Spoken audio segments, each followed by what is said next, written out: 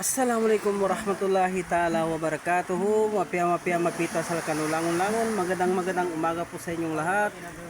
Andito po tayo ngayon sa tabing dagat para po manunod po ng mga bangka dito. Alam nyo, patuloy pa rin po yung ulan dito kaya malamig. Pero wala namang problema sa lamig kasi lagi naman kaming nagkakape dito. Ayan. Ayan yung kape namin mga guys. Mamaya mga guys, tignan natin yung darating na naman na nangingisda doon sa laot.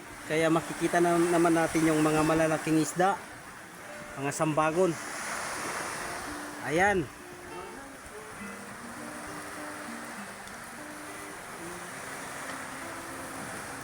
Maraming naglalaot yan mamaya, darating na yun.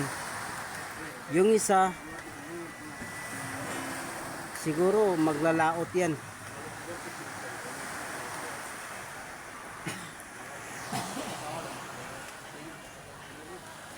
Ayun.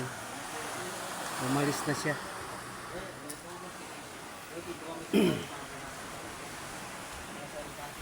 Napakaganda ng tubig dito mga kaibigan.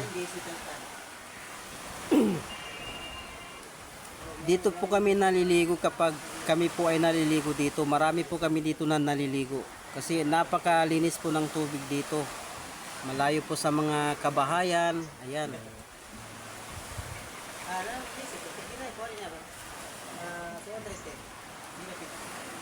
Napakalinis po ng dagat dito mga guys. Ayan. Tapos kahapon guys, napakaraming isda na dumagsa dito guys. Yung malalaking isda, sambagon yun. Sambagon yata.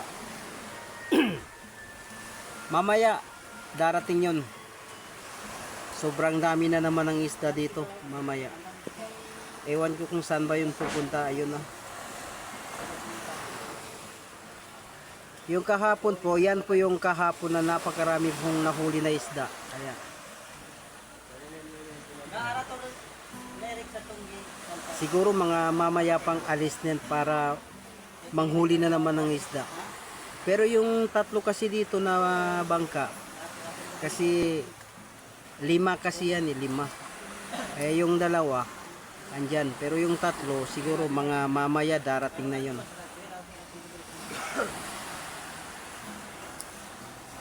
Maya makikita nyo po yung napakalaking mga pawikan dito mga guys. Meron pa pong dugong dito.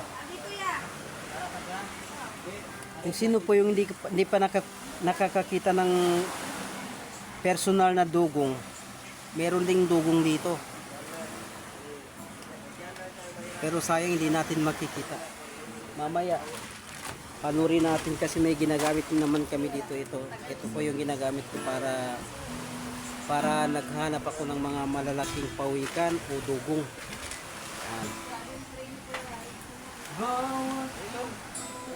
So hanggang dito na lang guys.